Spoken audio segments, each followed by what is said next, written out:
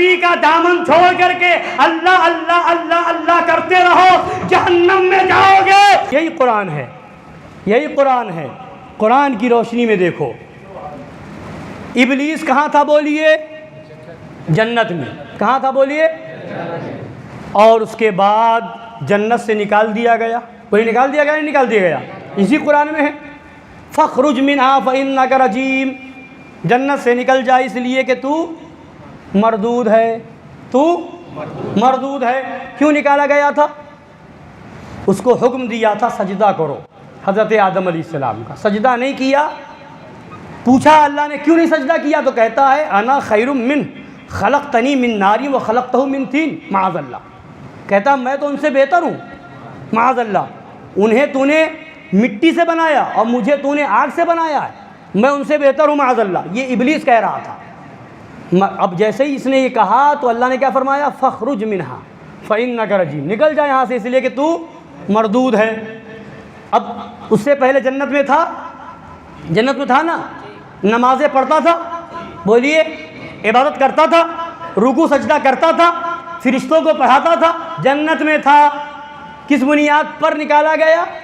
حضرت آدم کا سجدہ تعظیمی نہ کیا تو نکال دیا گیا۔ اب علماء فرماتے ہیں سجدہ تعظیمی کا حکم ہوا تھا، تعظیم کا سجدہ کرنے کا، تو یہ کیوں ہوا تھا؟ حضرت آدم کا سجدہ کیوں کرنے کا حکم دیا گیا تھا؟ اس لیے کہ ان کی پیشانی میں نبی کا نور تھا، ان کی پیشانی میں۔ تو در حقیقت حضرت آدم کا سجدہ نہیں، وہ نور محمدی کا سجدہ تھا۔ وہ تعظیم حضرت آدم کی نہیں، نور محمدی کی تعظیم تھی۔ جنت میں تھا، نکال دیا گیا، جنت میں تھا، نکال دیا گیا۔ عبادت میں کمی نہیں، رکوع میں کمی نہیں، سجدے میں کمی نہیں، تسبیح میں کمی نہیں، خدا کی پاکی بیان کرنے میں کمی نہیں۔ کمی تھی تو کس میں؟ تعظیم نبی میں۔ کس بنیاد پر نکالا گیا؟ یعنی خدا نے بتا دیا، اے دنیا والو یہ ذہن لے لو، تمہیں سمجھ جانا چاہیے جنت نمازیوں کے لیے نہیں ہے، جنت صرف نمازیوں کے لیے نہیں ہے، صرف روزے داروں کے لیے نہیں ہے۔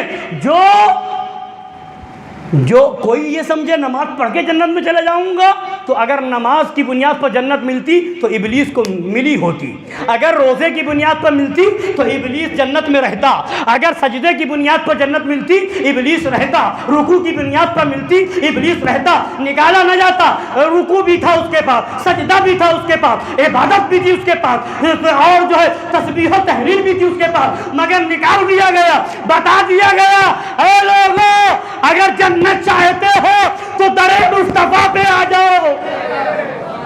تعظیم نبی جو کرے گا جنت اسے ملے گی۔ فرشتوں نے تعظیم کی، جنت میں رہے۔ ابلیس نے انکار کیا، نکال دیا گیا۔ بتا دیا گیا جنت تعظیم کرنے والوں کے لیے، تعظیم نبی کرنے والوں کے لیے جنت ہے۔ اور نبی کا دامن چھوڑ کر کے اللہ اللہ اللہ اللہ کرتے رہو، جہنم میں جاؤ گے، اور نبی کا دامن تھام کر کے یا رسول اللہ کہو، جنت میں چلے جاؤ گے۔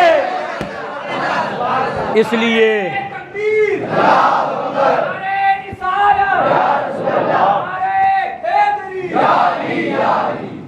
لیے بتا دیا گیا جنت نبی کی تعظیم کرنے والوں کے لیے ہے، اور جہنم میں وہ سب جائیں گے جو نبی کا دامن چھوڑ کر کے صرف اللہ اللہ کرتے ہیں۔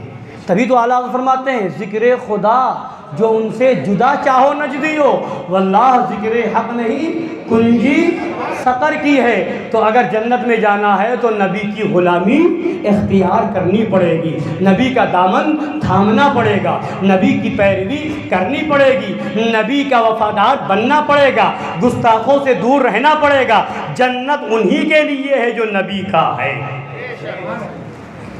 اسی لیے فرماتے ہیں کہ دیکھیے جس کی ملکیت ہوتی ہے پہلے وہ داخل ہوگا نا، جس کی ملکیت ہوگی، جس مکان کا جو مالک ہوگا وہی اس میں جائے گا سب سے پہلے، اور پھر وہ جس کو چاہے گا آنے دے گا، جس کو چاہے گا نہیں آنے دے گا۔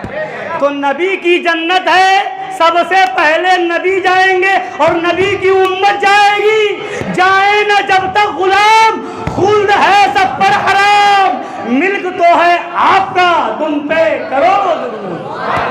اور جو جائے نہ جب تک غلام، خلد ہے سب پر حرام، ملک تو ہے آپ کا تم پہ کرو درود۔ تو جنت میں جانا ہے تو غلام بنو، اور جہاں غدار بنو گے تو وہیں اعلان ہوگا تجھ سے اور جنت سے کیا مطلب، وہاں بھی دور ہو، ہم رسول اللہ کے، جنت رسول اللہ کی۔